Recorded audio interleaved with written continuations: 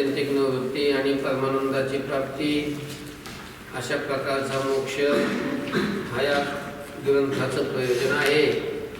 आणि या मोक्षाची प्राप्ती ज्ञानानं होते, ब्रह्मज्ञानानं, आत्मज्ञानानं, असा हा वेदांत शास्त्राचा सिद्धांत. कारण सगळ्या बंधाची निवृत्ती झाल्याशिवाय मोक्षाची प्राप्ती होत नाही. आणि हा सगळा बंध, सगळा संसार हा अध्यस्त आहे, भासलेला आहे, आत्मस्वरूपावर भासलेला आहे. अधिष्ठानाचं ज्ञान झाल्याशिवाय अध्यस्त पदार्थाची निवृत्ती होत नसते. म्हणून या संसाराची निवृत्ती अधिष्ठानाचा जो आत्मा, त्या आत्म्याच्या ज्ञानाशिवाय होणार नाही.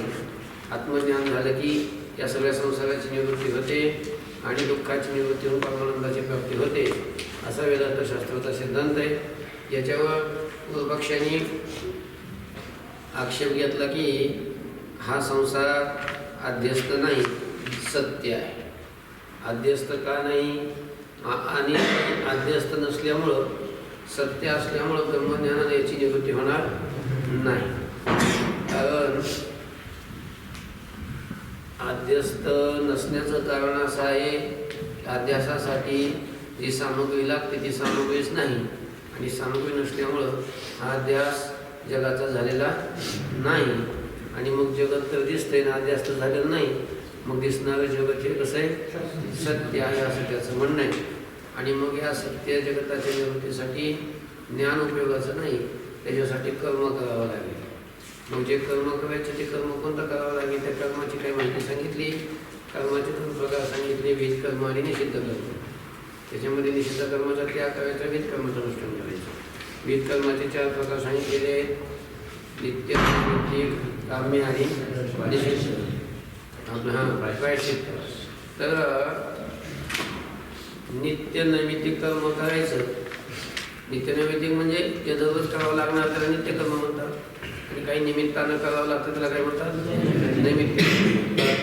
अशा नित्य नैमित्तिक कर्माचं अनुष्ठान करायचं.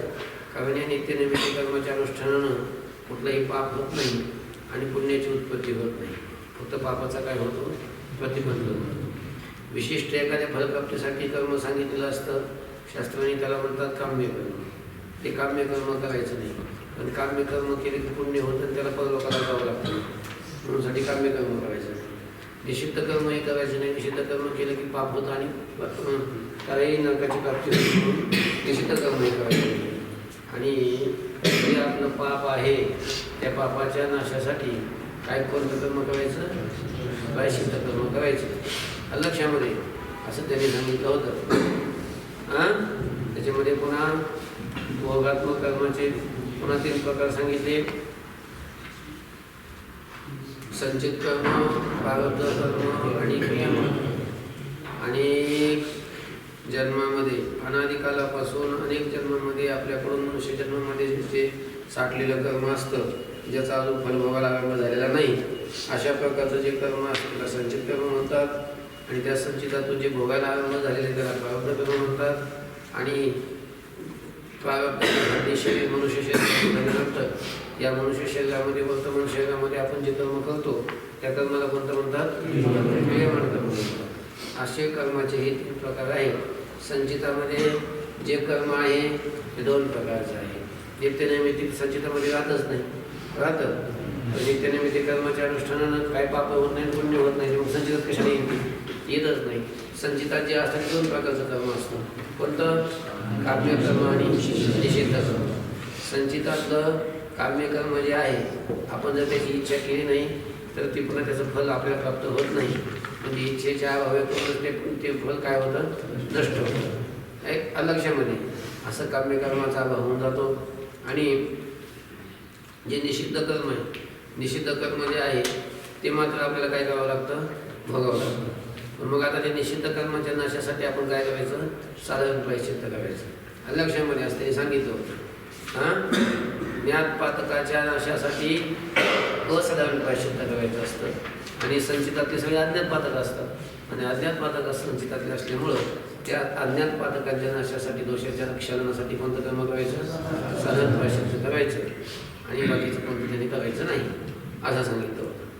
किंवा जो नित्यनिमित्ती कर्म करणारा आहे आणि प्रारब्धातलं जे आहे ते सगळं बघून संपवावं लागतं.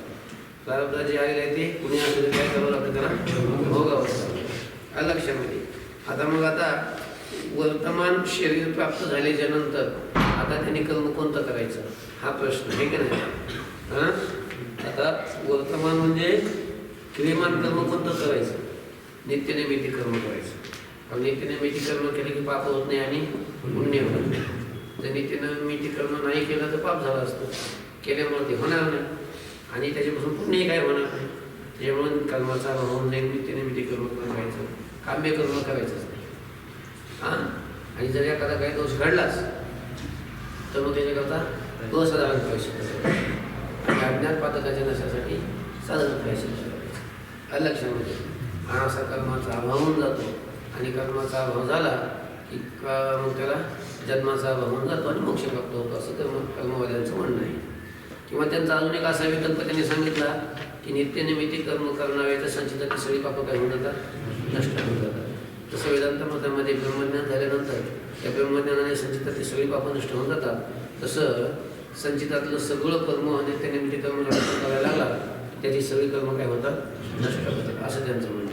किंवा संचितातल्या पापासाठी, संचितातलं पुण्य आणि पापासाठी त्याला आणखी एक जन्म प्राप्त होतो आणि एकाच जन्मामध्ये त्याला सगळ्या कर्माचा काय होऊन जातो, फलभोग होऊन जातो.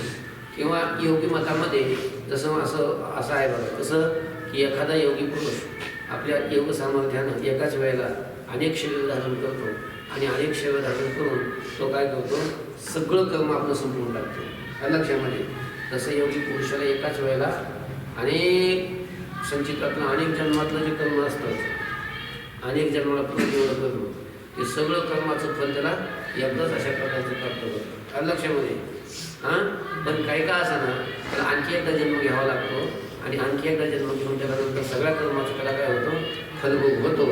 अशा प्रकारचं त्यांचं मत आहे. त्यालाच म्हणतात एक भविवाद, एक जन्म घेऊन सगळ्या कर्माचा फलभोग होतो. अशा प्रकारचं जे मत आहे त्याचं काय नाव आहे, एक भविवाद. अशा प्रकारचं एक कर्मवादाचा सिद्धांत आहे. लक्षामध्ये मग आता एवढ्या सगळ्या विचारावरून काय सिद्ध झालं, कर्माने मोक्ष प्राप्त होतं हे सिद्ध झालं. आणि कर्माने मोक्ष प्राप्त होते सिद्ध झालं की मग तुमचं ज्ञान सांगणारं जे शास्त्र जे निष्फळ होऊन जाईल. लक्षामध्ये आता कर्माने मोक्ष प्राप्त व्हायला लागला, मग तुमच्या ग्रंथाचा काय उपयोग आहे. आता ठीक आहे, ज्ञानाने तर मोक्ष प्राप्त होतच नाही आणि कर्माने मोक्ष प्राप्त व्हायला लागलाय, ज्ञान निष्फळ झालं ना. ज्ञान सांगणारं तुमचं ज्ञानही निष्फळ झालं आणि ज्ञान सांगणारा तुमचा ग्रंथही निष्फळ झाला. लक्षामध्ये आणि येणे प्रकारे जरी तुमच्या ग्रंथाने ब्रह्मज्ञान होतं आणि त्या ज्ञानाने मोक्ष प्राप्त होतो असं म्हटलं तरी सुद्धा तुमच्या ज्ञानाचं परम प्रयोजन मोक्ष ठरत नाही. जर तुमच्या ग्रंथाशिवाय, ज्ञानाशिवाय दुसऱ्या कशाने जर मोक्ष प्राप्त झाला नसता तर ज्ञानाचं परम प्रयोजन मोक्ष म्हणता आलं असतं. परंतु दुसऱ्या साधनाने जर मोक्ष प्राप्त होत असेल तर ज्ञानाचं परम प्रयोजन मोक्ष म्हणता येईल का, म्हणता येत नाही. जर बघा जसं डोळ्याने रूपाचं ज्ञान होतं, दुसरं कशाने होतं का, दुसरं कशाने होत नाही. म्हणून रूपाचं ज्ञान हे डोळ्याचं परम प्रयोजन आहे. शब्दाचं ज्ञान कानाने होतं, दुसरं कशाने होत, नाकाने होते का, होत नाही. म्हणून शब्द ज्ञान हे परम प्रयोजन. तसं दुसऱ्या कोणत्याच साधनाने त्याचं ज्ञान होत नाही ना. तसं जर दुसऱ्या कोणत्याच साधनाने मोक्ष प्राप्त झाला नसता, फक्त ज्ञानानेच प्राप्त झाला असता तर ज्ञानाचं मोक्ष हे परम प्रयोजन म्हणता आलं असतं. परंतु ज्ञाना वाचून कर्माने स्वतः मोक्षाची काय व्हायला लागली, प्राप्ती व्हायला लागली. म्हणून ज्ञानाचं मोक्ष हे परम प्रयोजन म्हणता येत नाही आणि मोक्ष हे परम प्रयोजन नसल्यामुळं तुमचं ज्ञान कसं व्हायला लागलं, निष्फळ व्हायला लागलं. लक्षामध्ये इथपर्यंत आपला विचार झालेला आहे का नाही.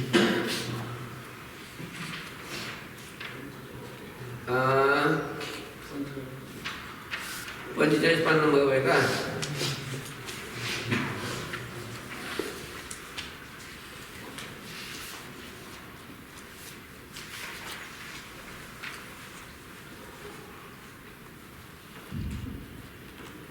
अशा रीतीनं कर्माने मोक्ष होतो. म्हणून बंधाच्या निवृत्तीकरता ज्ञानाचं प्रयोजन नाही. म्हणून ग्रंथ निष्फल आहे. बरं, ज्ञानापासूनही मोक्ष होतो असं मानलं तर त्याचं मुख्य फल आहे असं म्हणता येत नाही. ज्ञानापासूनही मोक्ष होतो असं मानलं तरी ते ज्ञानाचं मुख्य फल असं म्हणता येतं का? म्हणता येत नाही.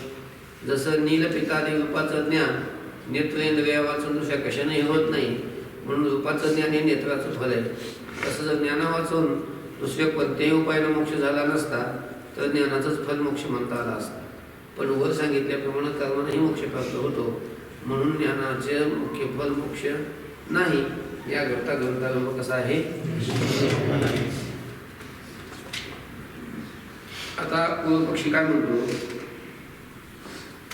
आतापर्यंत आम्ही आमच्या मतानुसार तुमचा जो अधिकारी आहे तो अधिकारी नाही, अधिकाऱ्याचा असंभव हे सांगितलं.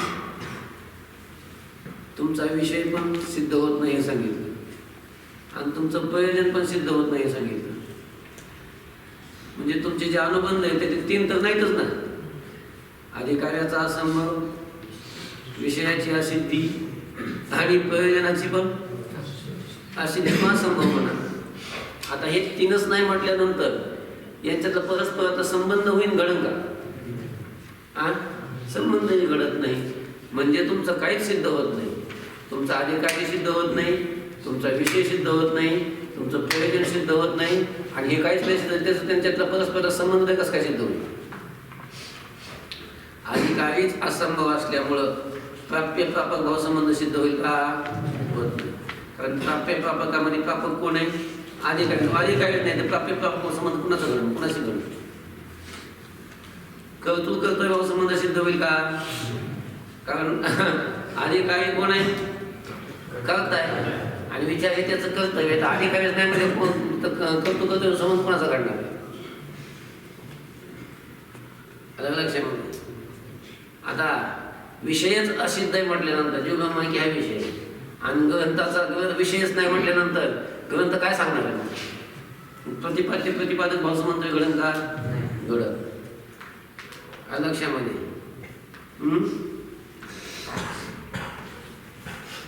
बघा. आता आमच्या मतानं अधिकाऱ्याचा असंभव, विषयाची असिद्धी आणि प्रयोजनाचा अभाव म्हणून संबंधही सिद्ध होत नाही. विषयाच्या अभावामुळं ग्रंथाचा व विषयाचा प्रतिपादक भाव संबंध घडत नाही. अधिकारी आणि फलाचा भाव आहे म्हणून प्राप्य प्रापक भाव संबंध घडत नाही. तसाच अधिकारी आणि विचार यात कर्तव्य भाव संबंधही घडत नाही. ज्ञानाची निष्फलता आहे म्हणून ज्ञान आणि ग्रंथ यांचा जन्यजन्य भाव संबंध सुद्धा घडत नाही. ती ज्ञानाची निष्फलता कशी आहे ते पाहता. ज्ञान हे निष्फल आहे. ज्ञान कसं आहे? निष्फल आहे. बघा आता ऐका, लक्ष द्या.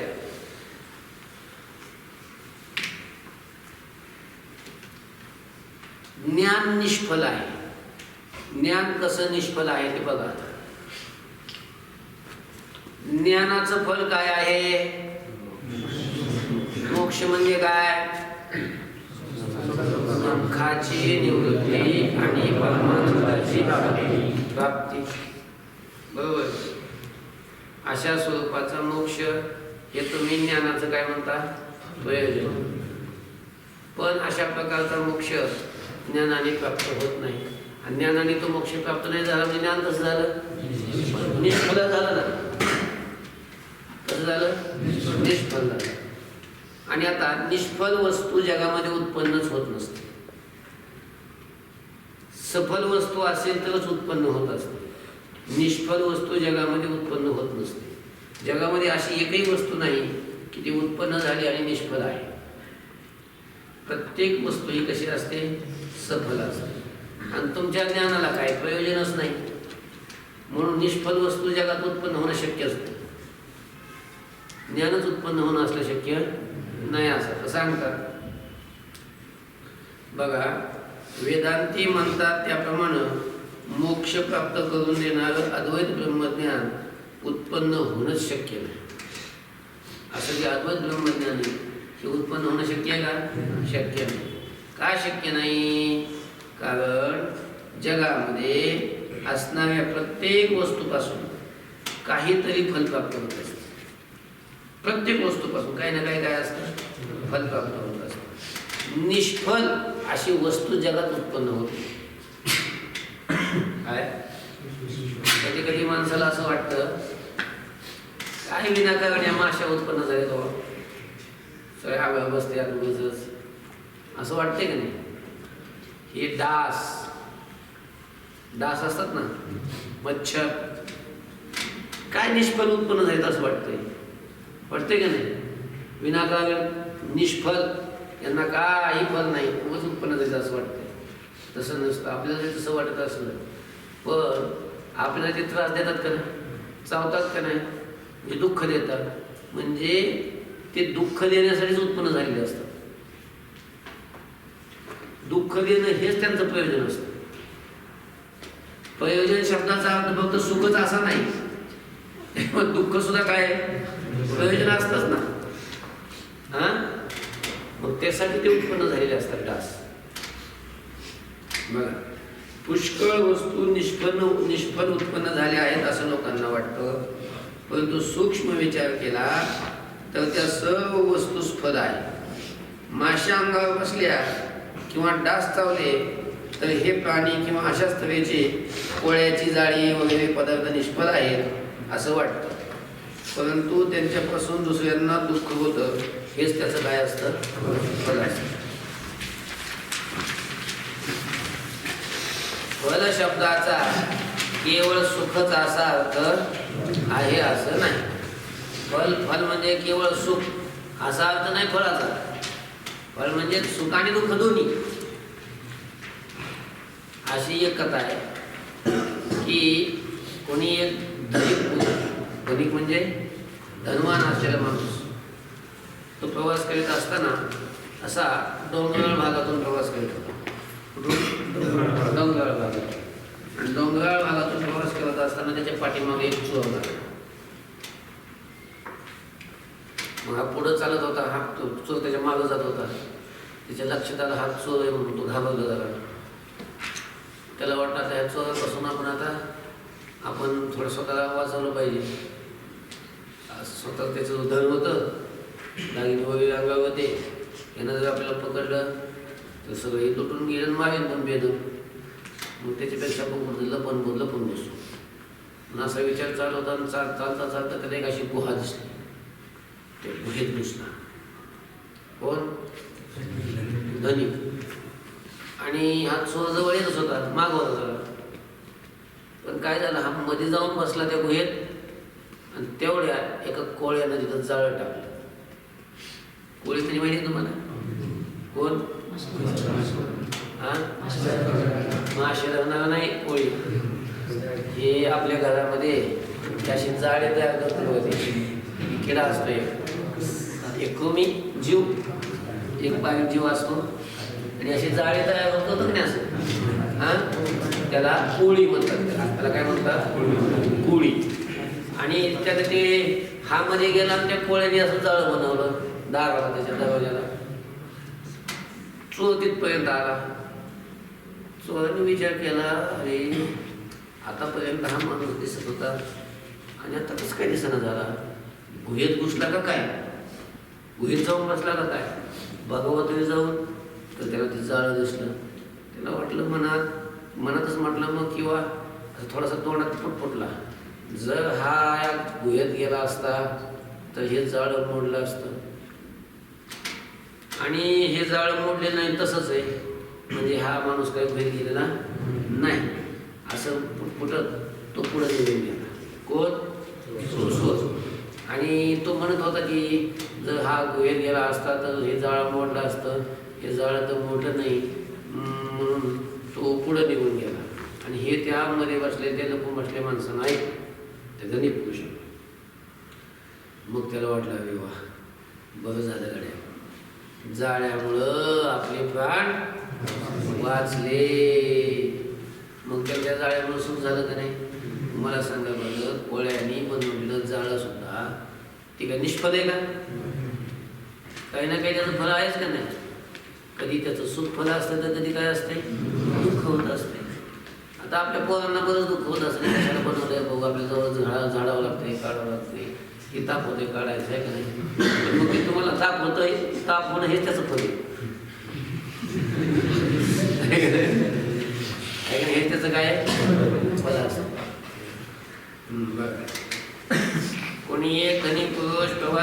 असताना डोंगराळ प्रदेशामध्ये त्याच्या पाठीला एक चोर लागला, म्हणजे पाठीमागे चोर भय चुकवण्याकरता तो धनिक डोंगराच्या गुहेत शिरला.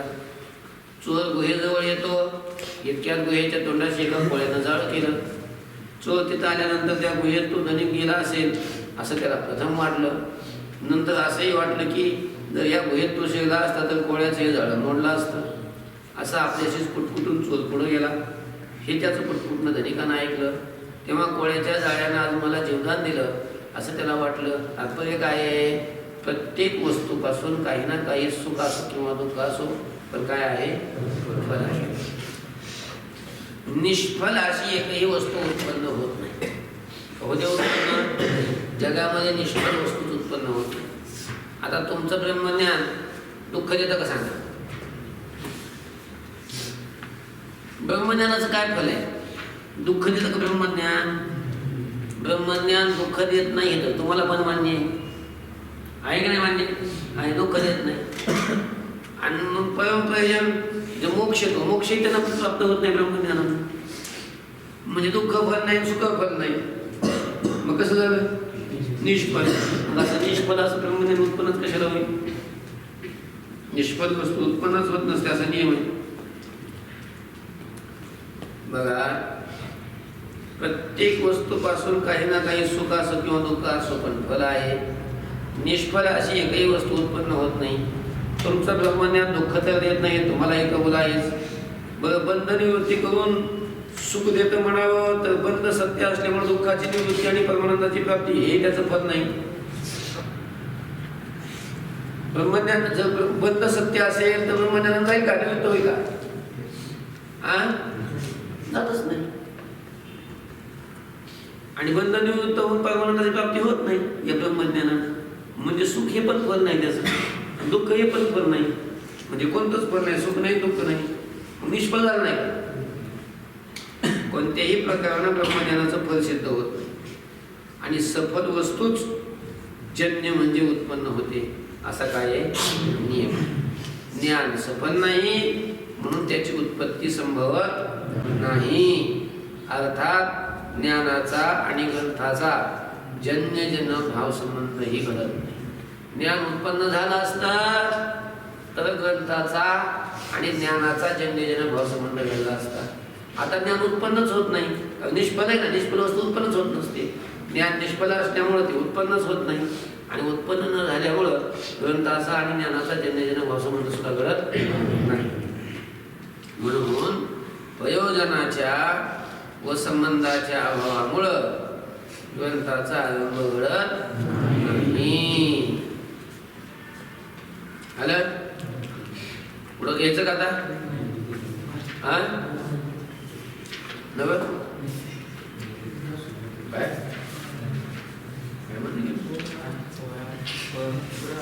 घ्यायचं पुढं घ्या म्हणतो.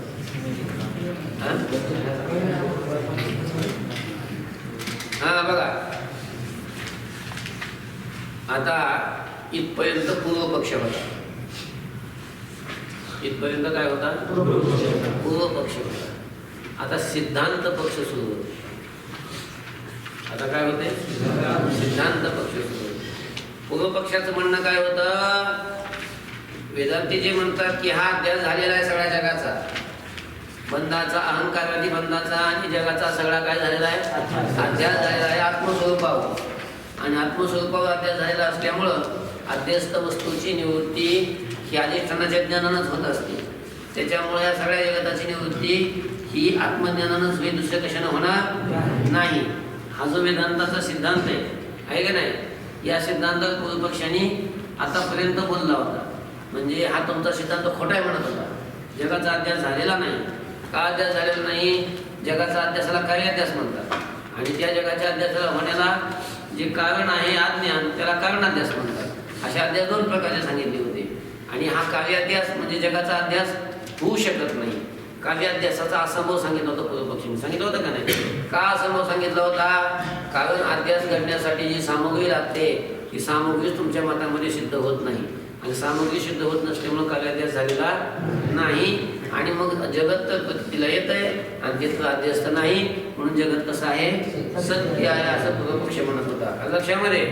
मग आता अध्यासाची सामग्री सिद्ध होत नाही म्हणून सांगितलं होतं. मग अध्यासाची जी सामग्री सांगितली होती ती कोणती? सत्य वस्तू ज्ञानजन्य संस्कार, प्रमाता, प्रमाण आणि प्रमेय असे त्यांच्या ठिकाणी असणारे 3 दोष ही अध्यासाची सामग्री सांगितली होती. कोणी? पूर्वपक्ष. मग आता ग्रंथकार काय म्हणतात? आता वेदांती काय म्हणतात? तुम्ही अध्यासाची जी सामग्री सांगितली ना, त्या अध्यासाची सामग्रीच नाही. त्यांचं टिप्पणीचं जप्त केलं. ते काय म्हणत होते की अध्यास घडण्यासाठी ती कारण सामग्री पाहिजे तर अध्यास घडतो. काय लागतो? सत्य वस्तू ज्ञानजन्य संस्कार लागतो. सत्य वस्तू ज्ञानजन्य संस्कार असेल तर अध्यास घडतो, असं पूर्वपक्षाचं म्हणणं होतं. आठवतंय का? गेले विसरून सगळं. हा, अरे ज्याने सत्य सर्प पाहिलेला आहे त्यालाच दुर्योधन सर्पाचा काय होतो? अध्यास होतो. ज्यानं सत्य सर्प कधी बापजन्मी पाहिलेला नाही त्याला सर्पाचा अध्यास होईल का? दुर्योधन सर्पाचा अध्यास होत नाही. म्हणजे सत्य वस्तूच्या ज्ञानाचा संस्कार असेल तरच काय होतो? अध्यास होतो, असं पूर्वपक्षाचं म्हणणं होतं. ज्यानं सत्य रजत पाहिलेलं आहे त्याला सुक्तीवर काय होतो? रजताचा अध्यास होतो. ज्यानं कधी रजत पाहिलंच नाही, त्याला सत्य रजताचं ज्ञानच नाही, त्या ज्ञानाचा संस्कार त्याच्या चित्तात नाही, त्याला शुक्तीवर रजताचा अध्यास होईल का? होत नाही. म्हणजे सत्य वस्तू ज्ञानजन्य संस्कार अध्यासाला कारण आहे असं सांगितलं होतं. आणि तुमच्या मतामध्ये आत्मस्वरूपावर तुम्ही म्हणता या जगाचा अध्यास झाला, बंधाचा अध्यास झाला, आहे का नाही? तुमच्या मतामध्ये मग सत्य वस्तू ज्ञानजन्य संस्कार सिद्धच होत नाही. का सिद्ध होत नाही? कारण अहंकारादी बंध तुम्हाला कुठं सत्य मानावं लागेल आणि तुमच्या मतामध्ये अहंकारादी बंध कुठंच काही नाही, सत्य नाही. सत्य नसल्यामुळे त्या सत्य अहंकाराचा किंवा जगाचा अध्यास जगाच्या ज्ञानाचा संस्कार कसं काय होऊ शकत नाही. म्हणून सत्य वस्तू ज्ञानजन्य संस्कार तुमच्या मतामध्ये जुळत नाही. त्यामुळं म्हणून अध्यासाची सामग्री जी आहे सत्य वस्तू ज्ञानजन्य संस्कार तुमच्या मतामध्ये सिद्ध होत नाही. त्यामुळं अध्यास होऊ शकत नाही जगाचा. आणि मग ही अध्यास तर शक्य नाही, अध्यास तर झालेला नाही, जगत दिसतंय म्हणून हे जगत सत्य आहे असं त्यांचं म्हणणं. लक्षामध्ये लक्षामध्ये. तर आता ग्रंथकार काय म्हणतात? अरे बाबा, मुळात अध्यास घडण्यासाठी तुझे म्हणतो का नाही की सत्य वस्तू ज्ञानजन्य संस्कार पाहिजे. सत्य वस्तू ज्ञानजन्य संस्कार असेल तरच अध्यास घडतो, अन्यथा अध्यास घडत नाही. हे जे तुझं म्हणणं आहे हेच मुळात चुकीचं आहे. सत्य वस्तू ज्ञानजन्य संस्कार अध्यासाला कारणच नाही. म्हणजे सत्य वस्तू ज्ञानजन्य संस्कार जरी नसला तरी सुद्धा अध्यास घडतो. मग तो संस्कार सत्य वस्तूच्या ज्ञानाचा संस्कार जरी नसला तरी जर अध्यास घडत असेल तर त्याला कोणी कारण म्हणेल का? त्याला कोण कारण म्हणेल का? समजा आता आपल्याला शिरा करायचा आहे. काय करायचं आहे? शिरा. मग शिऱ्यासाठी काय लागतंय? रवा लागते, साखर लागते. लागते का नाही? रवा आणि साखर शिऱ्याला लागते. रवा नसेल, साखर नसेल तर शिरा होईल का? होत नाही. मग रव्या वाचून आणि शिऱ्या वाचून शिरा होत नाही ना. म्हणून रवा आणि शिऱ्याची काय कारण सामग्री. आणि त्यांच्या वाचून जर शिरा व्हायला लागला तर त्यांना सामग्री कोण म्हणेल का? म्हणून का कोणी म्हणता येत नाही. लक्षामध्ये. पण त्यांच्या वाचून शिरा होतच नाही म्हणून त्यांना काय म्हणावं लागतं? शिऱ्याची कारण सामग्री. तसं सत्य वस्तू ज्ञानजन्य संस्काराला वाचून जर अध्यास घडलाच नसता तर आपल्याला सत्य वस्तू ज्ञानजन्य संस्काराला अध्यासाची कारण सामग्री म्हणता येईल. लक्षामध्ये म्हणता येईल का नाही? पण त्याच्या वाचून जर अध्यास घडत असेल म्हणजे सत्य वस्तू ज्ञानजन्य संस्कार नसताना सुद्धा जर अध्यास व्हायला लागला, घडायला लागला तर त्या सत्य वस्तू ज्ञानजन्य संस्काराला अध्यासाची सामग्री म्हणता येईल का? म्हणता येईल का? म्हणता येत नाही. मग सत्य वस्तू ज्ञानजन्य संस्काराला वाचून अध्यास घडतो. कुठं घडतो? बघा, ऐका. सत्य वस्तूच्या ज्ञानाचा संस्कार जरी नसला, ज्यानं चित्रातला सर्प पाहिलाय, कुठं सर्प पाहिलाय? आता चित्रातला सर्प खरा असतो का? खरा सर्प जर असेल तर तो चावतो. चित्रातला सर्प चावतो का? खरा सर्प चालतो, फिरतो, पळतो इकडं तिकडं. चित्रातला पळतो का कुठं? पळत नाही. तो चावत नाही, हालत नाही, डुलत नाही. मग त्या चित्रातल्या सर्पाला खरा सर्प म्हणता येईल का? म्हणता येत नाही. मग चित्रातला सर्प कसा असतो? कसा असतो? खोटा. मग ज्या पुरुषानं चित्रातलं सर्प पाहिलेलं आहे, म्हणजे ज्याला चित्रातल्या सर्पाचं ज्ञान झालेलं आहे, किंवा ते बाजारामध्ये तसले असते बघा, ते डुप्लिकेट साप प्लॅस्टिकचे असतात ना, किंवा वादीचे तयार केलेले असतात. मग तो सर्प ज्याने पाहिलेला आहे, मग अशा सर्पाचं, मग तो खरा सर्प आहे का तो? म्हणजे तो डुप्लिकेट आहे. डुप्लिकेट म्हणजेच कसा? नकली. मग नकली सर्प, खोटा सर्प जरी पाहिलेला असेल आणि खोट्या सर्पाच्या ज्ञानाचे संस्कार जरी चित्तात असेल, मग त्याला दुर्योग सर्पाचा अध्यास होईल का नाही? होईल का नाही? होईलच ना. कारण खोट्या सर्पाच्या ज्ञानाचे संस्कार त्याच्या चित्तात आहेतच, आणि त्या संस्कारातून सुद्धा काय होतो? दुर्योग सर्पाचा अध्यास घडतो. मग सत्य वस्तू ज्ञानाचा संस्कार नाही, खोट्या सर्पाच्या ज्ञानाचा संस्कार आहे, तरी सुद्धा काय व्हायला लागलाय? अध्यास घडायला लागलाय. तर मग सत्य वस्तू ज्ञान देणं संस्कार हा अध्यासाला कारण आहे म्हणता येईल का? म्हणता येईल का? कारण आहे म्हणता येईल. म्हणून तुम्ही जे म्हणता की सत्य वस्तू ज्ञान देणं संस्कार अध्यासाला कारण आहे, मुळात हेच चुकीचं. सत्य वस्तू ज्ञान देणं संस्कार अध्यासाला कारणच नाही. मग सजातीय वस्तू ज्ञान देणे संस्कार अध्यासाला कारण. कसला? सजातीय वस्तू ज्ञान देणे संस्कार अध्यासाला कारण. सजातीय म्हणजे एका जातीच्या एक जात, त्याला सजातीय म्हणतात. त्याला काय म्हणतात? सजातीय. अशा प्रकारचं. समजा चित्रात पाहिलेला सर्प, त्याच्या ठिकाणी कोणती जात आहे? सर्पत्व जात आहे. आणि दोरीवर बसलेला सर्प, त्याच्यात कोणती जात आहे? म्हणजे एका जातीचे ते नाही, एका जातीचे ते नाही. म्हणून सजातीय असले की काय होतो? अध्यास घडतो. लक्षात आलं का? सजातीय वस्तूच्या ज्ञानाचा संस्कार पाहिजे.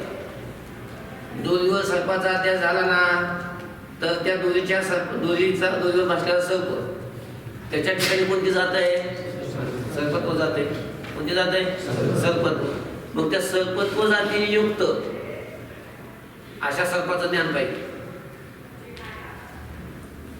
सर्पत्व जातीने युक्त अशा सर्पाचं ज्ञान पाहिजे.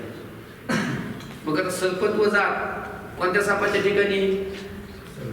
खऱ्या सापाच्या ठिकाणी पण आहे आणि खोट्या सापाच्या ठिकाणी पण आहे. सर्पत्व तर दोन्ही ठिकाणी आहे ना. बिळातून निघाला साप त्याच्या ठिकाणी सुद्धा काय? सर्पत्व आहे. आणि नकली चित्रातला साप त्याच्या ठिकाणी सुद्धा काय आहे? सर्पत्व आहेच. म्हणजे कुठल्या का सापाचं खरा किंवा खोटा त्याच्या ठिकाणी सर्पत्व ज्ञान, सर्पत्व जात आहेच का नाही? मग सर्पत्व जातीनं युक्त असलेल्या सापाचं ज्ञान ज्याला आहे त्याला दुर्योग सापाचा काय होतो? आभास होतो. मग तो साप खरा असो किंवा खोटा असो ज्ञान झाला, त्याला दुर्योग काय होईल? सापाचा अध्यास होईल. म्हणून सजातीय वस्तूच्या सजातीय वस्तू ज्ञान देणे संस्कार हा अध्यासाला कारण आहे. सत्य वस्तू ज्ञान देणे संस्कार अध्यासाला कारण नाही. म्हणजे सत्य वस्तूचं ज्ञान झालं पाहिजे तरच अध्यास होतो. त्याच्या ज्ञानात संस्कार असेल तर त्या संस्काराने अध्यास घडतो. हे जे तुमचं म्हणणं हे चुकीचं आहे. मिथ्या वस्तू आहे. दोरीवरचा साप किंवा चित्रातला साप, त्या सापाचं ज्ञान झालं. मग आता सापाचं ज्ञान झालं तर मग ते मिथ्या सापाचं ज्ञान झालं का सत्य सापाचं ज्ञान झालं? मिथ्या सर्पाचं ज्ञान झालं का नाही? मग मिथ्या सर्पाचं ज्ञान झाल्यावर सुद्धा ज्ञानाचे संस्कार चित्तात असतील त्याला सुद्धा काय होतो? सर्पाचा अध्यास होतो. म्हणून सत्य वस्तू ज्ञान देण्या संस्कार अध्यासाला कारण आहे तुमचं म्हणणं हे चुकीचं. कळलं? बघा आता सिद्धांत मतानं कार्याध्यासाचा संभव. आता कार्याध्यास कसा संभवतो हे सिद्धांताच्या मतानं काय करू लागले? सिद्ध करू लागले. पूर्व पक्षीचं म्हणणं अध्यासाची सामग्री नाही म्हणून बंध अध्यास नाही, सत्य आहे असं त्यांचं म्हणणं होतं, आहे का नाही? की सत्यबंधाची ज्ञानानिवृत्ती होणार नाही, वेद बोधित कर्माचरणानं बंधाची निवृत्ती होईल असं त्यांचं म्हणणं होतं. समजलं का? वेद बोधित म्हणजे वेदानं ज्ञान करून दिलेलं जे कर्म आहे, वेद कर्म, त्या विहित कर्माच्या अनुष्ठानाने काय होईल? बंधाची निवृत्ती होईल असं त्यांचं म्हणणं होतं. ते कर्म कोणतं व कसं आचरण करावं याचाही विस्तारपूर्वक विचार सांगितलेला आहे. तूर्त बंध अध्यस्त आहे की नाही एवढाच मुख्य वादाचा प्रश्न. हा जो बंध आहे संसार बंध, हा संसार बंध अध्यस्त आहे की नाही हाच मुख्य आपल्याला काय वादाचा प्रश्न आहे. पूर्व पक्षाच्या मतानं सत्य वस्तू ज्ञानजन्य संस्कार आणि प्रमाता प्रमाण प्रमेय यांच्या ठिकाणी असणारे दोष ही अध्यासाची काय आहे? सामुग्री आहे. आणि ती बंधाच्या अध्यासाविषयी सिद्ध होत नाही. हा जो संसाराचा बंध म्हणजे निर्माण झालेला आहे, भासलेला आहे, याच्या अध्यासामध्ये ही सगळी सामुग्री काय होत नाही? सिद्ध होत नाही असं पूर्वपक्षाने पाठीमागं सांगितलेलं आहे. आणि ती सिद्ध होत नसल्यामुळे बंध अध्यस्त नाही, बंध सत्य असं त्यांचं म्हणणं आहे. कुणाचं? पूर्वपक्षाचं. आता सिद्धांत मतात याचं पहिलं उत्तर असं आहे की वर वर्णन केलेल्या कार्याध्यासाची सामुग्रीच नाही. वर त्यांनी जी अध्यासाची म्हणून सामुग्री जी वर्णन केली, सत्य वस्तू ज्ञानजन्य संस्कार, प्रमाता दोष, प्रमाण दोष आणि प्रमेय दोष ही सामुग्री वर्णन केली. ग्रंथकार त्याला पहिलं उत्तर देतात तुम्ही ही सामुग्री वर्णन केली, ही अध्यासाची सामुग्रीच नाही. ही काय नाही? अध्यासाची सामुग्रीच नाही. का? कारणाच्या समुदायाला सामुग्री म्हणतात. सामुग्री म्हणजे काय? कारणाचा जो समुदाय असतो त्या कारणाच्या समुदायाचंच नाव काय आहे? सामुग्री. अध्यासाला मुळीच सामुग्री लागत नाही असं नाही, काय का? अध्यासाला सामुग्रीच लागत नाही असं नाही, तुम्ही सांगितलेली नाही. तुम्ही जी अध्यासाला सामुग्री सांगता ना ती अध्यासाची सामुग्री नाही. अध्यासाला सामुग्रीच नाही असं नाही, तुम्ही सांगतात ती नाही. बघा, अध्यासाला मुळीच सामुग्री लागत नाही असं आमचं म्हणणं नाही, पण सत्य वस्तू ज्ञानजन्य संस्कार व प्रमाद आणि दोषद्वय ही सामुग्री नाही. लक्षामध्ये अध्यासाला कार्याध्यासाला फक्त सजातीय वस्तू ज्ञानजन्य संस्कार कारण आहे. कोणता संस्कार कारण आहे? सजातीय वस्तू ज्ञानजन्य संस्कार. कसं ते बघा, दोषद्वय कारणच नाही. कारणाचा विचार करताना हे लक्षात ठेवलं पाहिजे, आहे का? कारण कोणाला म्हणावं हे लक्षात ठेवायचं. कारणाचा विचार करताना काय, ज्याच्या असण्यानं कार्य होतं आणि नसण्यानं कार्य होत नाही तेच काय असतंय? कारण असतंय. दूध असलं की दही होतंय का नाही? दूध नसलं तर दही होईल का? हा, वाळूचं दही करता येईल का? वाळूचं त्यासाठी दूधच लागेल का नाही? म्हणून दूध दह्याचं काय आहे? कारण. दूध असलं की दही होत आहे, दूध नसलं की दही होत नाही, म्हणून दूध हे दह्याचं कारण आहे. तसं सामग्री असेल तर कार्याध्यास होईल, सामग्री नसेल तर कार्याध्यास होणार नाही. अशी जी सामग्री त्याला सामग्री म्हणावं लागेल ना. जे असल्यानंतर कार्य होतं, जे नसल्यानंतर कार्य होत नाही त्यालाच काय म्हणावं लागेल? सामग्री म्हणावं लागेल. त्यालाच कारण म्हणत असतात. जसं सत्य सर्पाच्या ज्ञान संस्कारानं रज्जू सर्पाध्यास होतो, ऐका, सत्य वस्तूच्या ज्ञानजन्य संस्कारानं जसा रज्जू काय होतो सर्पाचा अध्यास होतो, तसा सत्य सर्पाचा ज्ञान संस्कार नसताना सुद्धा, ऐका, सत्य वस्तूच्या ज्ञानात संस्कार नाही, वादीचा केलेला मिथ्या सर्प, खोटा सर्प किंवा चित्रात काढलेला मिथ्या सर्प पाहून हा सर्प आहे असं लोकांकडून ज्ञान झालं. चित्रातल्या सर्पाला बघून ज्ञान झालं की लोकांकडून हे हा सर्प आहे म्हणून असं ज्ञान ज्याला झालेलं आहे, तरी त्या मिथ्या ज्ञान संस्कारानंही रज्जू सर्पाध्यास होतो का नाही? होतो. म्हणजे सत्य सर्पाच्या ज्ञानाचा संस्कार नसताना सुद्धा अध्यास घडतो की नाही? अरे सत्य वस्तूच्या ज्ञानाचा संस्कार नाही, मिथ्या सर्पाच्या ज्ञानाचा संस्कार आहे, त्याला सुद्धा मग दोष सर्प भासतो की नाही? भासतो. म्हणजे सत्य वस्तू ज्ञानजन्य संस्कार अध्यासाला कारणच नाही, आहे का? कारण नाही. कारण सत्य वस्तूच्या ज्ञानजन्य संस्कारा वाचून जर अध्यास घडला नसता तर सत्य वस्तू ज्ञानजन्य संस्कार अध्यासाला कारण म्हणता आलं असतं. लक्षामध्ये. पण मिथ्या सर्पाच्या ज्ञान संस्काराने सुद्धा अध्यास घडतो असा जर प्रत्यक्ष अनुभव आहे तर सत्य वस्तू ज्ञानजन्य संस्कारच अध्यासाला हेतू आहे हे म्हणणं बरोबर नाही. याकरता कारणाच्या लक्षणातून सत्य शब्द काढून त्या ठिकाणी सजातीय शब्द घालायचा. त्यांनी काय सांगितलं होतं, सत्य वस्तुनिष्ठ संस्कार म्हटलं होतं ना कारण आहे म्हणून. त्याच्यातून सत्य शब्द काढून टाकायचा आणि त्या सत्य शब्दाच्या जागी कोणता शब्द घालायचा, सजातीय. मग काय होतंय, सजातीय वस्तुनिष्ठ संस्कार अध्यासाला कारण आहे. कळलं बघा.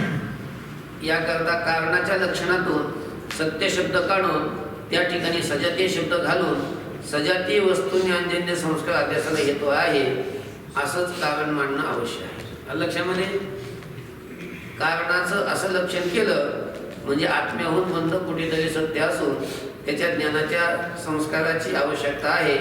हा पूर्वपक्षीने दिलेला दोष आपोआपच गेला. ते म्हणत होते ना की मग हा बंध कुठेतरी सत्य पाहिजे आणि मग सत्यबंधाच्या ज्ञानाचा संस्कार असेल तर मग तुम्हाला काय होईल, आत्मस्वरूप पुन्हा अहंकारादी बंधाचा काय होईल, अध्यास होईल. हा जो त्यांनी दोष दिला होता हा दोष आपोआपच गेला. कारण हा अध्यास घडण्यासाठी सत्यबंधाच्या ज्ञानाच्या संस्काराचीच गरज नाही. मिथ्या बंधाच्या ज्ञानाचा संस्कार जरी असला तरी काय होईल, अध्यास होईल. कळलं का?